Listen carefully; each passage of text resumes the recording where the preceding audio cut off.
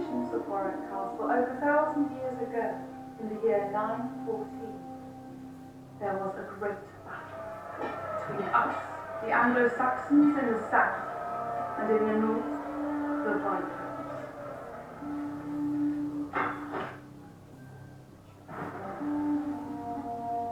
In order to hold back the Vikings, I built fortresses and a key settlement at Warwick.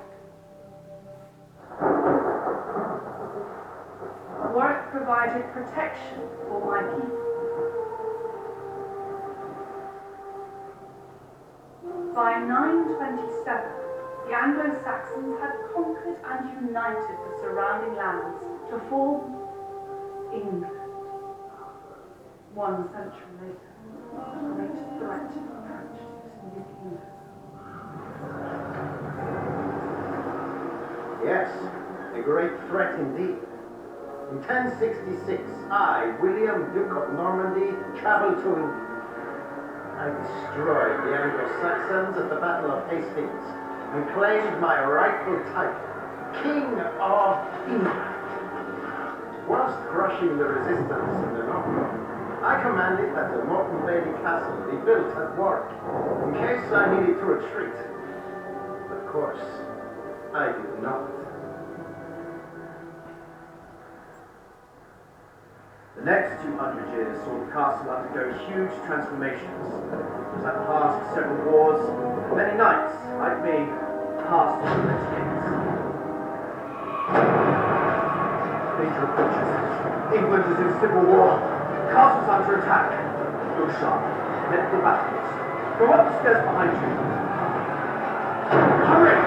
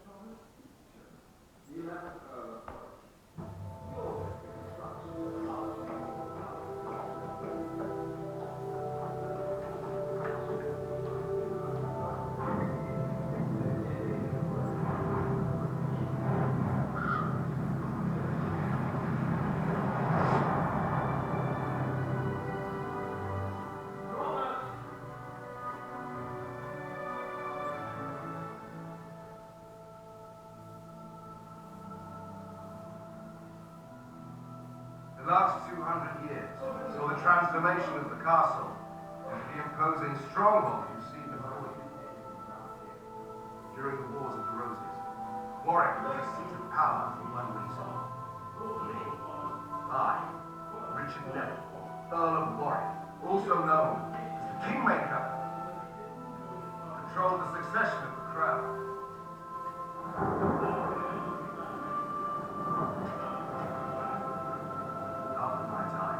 At the end of the war, the Tudors left Warwick to ruin. The towers collapsed and the walls crumbled. But nothing lasts forever.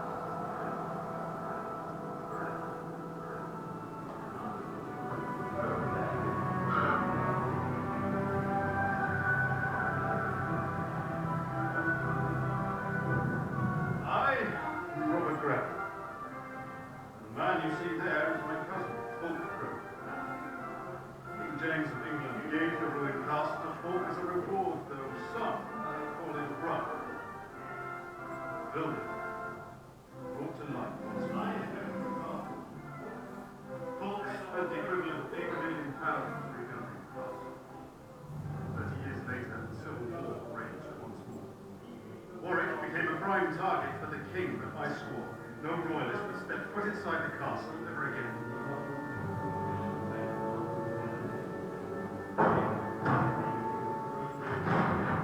Fierce battle broke out. Watch out! Eventually, support was down from the south. Victory was ours.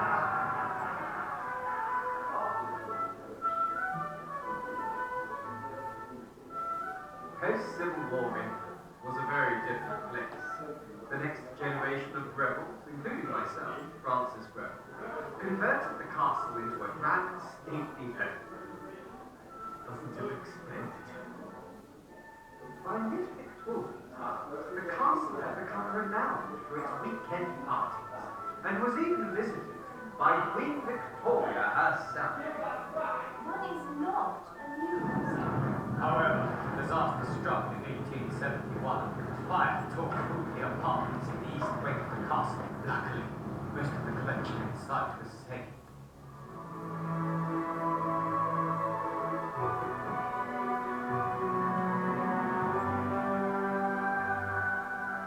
The apartments were eventually rebuilt, and the castle was restored to its former glory.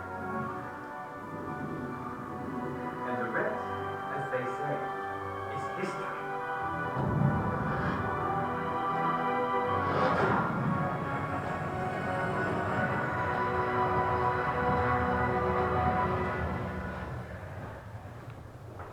Please exit through the far door.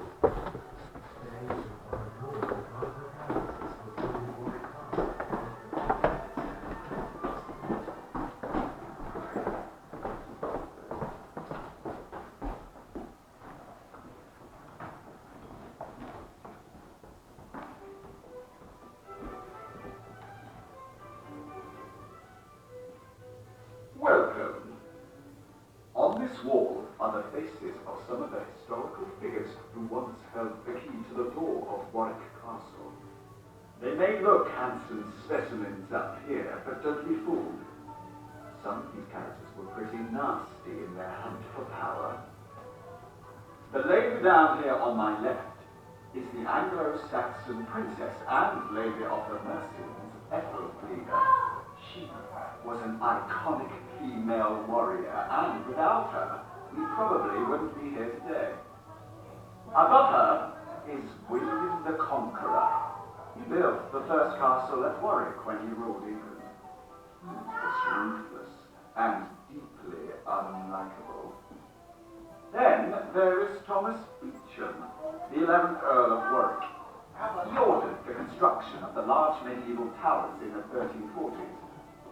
He earned a reputation for fighting like a lion and was nicknamed the Devil of Warwick by the French. Right, let's see who's next. Robert. Robert!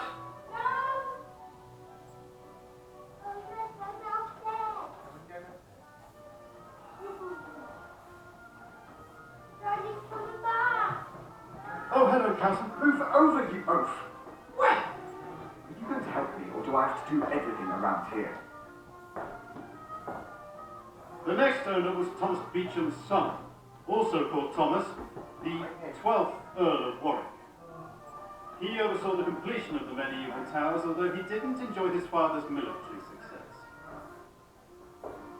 That pale-looking man next to him, the one with the hunched back, is Richard III. He owned the castle after his brother George, who built the Bear and Clarence Towers. Talking of towers, Richard was a very cunning man. He locked his two nephews in the Tower of London so he could take the throne, and they were never seen again. Unbelievable. Over there is John Dudley. He was a Tudor.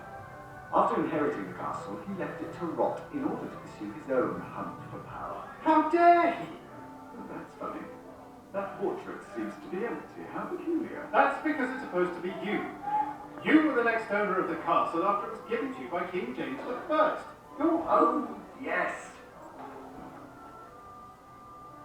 I inherited the castle from Fulk. From then on, the owners were all Grevilles, right up until 1978. There's the other Robert Greville. He rebuilt the castle after the Civil War. Then there's Francis Greville. He was a great patron of the arts and commissioned a famous artist, Canaletto, to create 5 paintings and 3 drawings of the castle. And at the end there is George Greville, who owned the castle in the Victorian times. In 1890, the Countess of Warwick kept a zoo on the island, including a baby elephant. After George's ownership, the mill was converted to an electricity generating plant. Could someone please explain to me what this electricity is? Well, don't look at me. The Greville sold the castle in 1978, and after extensive restorations, it was open to the public. I wonder who the next owner will be. Now, don't be getting any grand ideas. This castle has seen enough battles and sieges. Hey! Give that back! Oh, for goodness sake.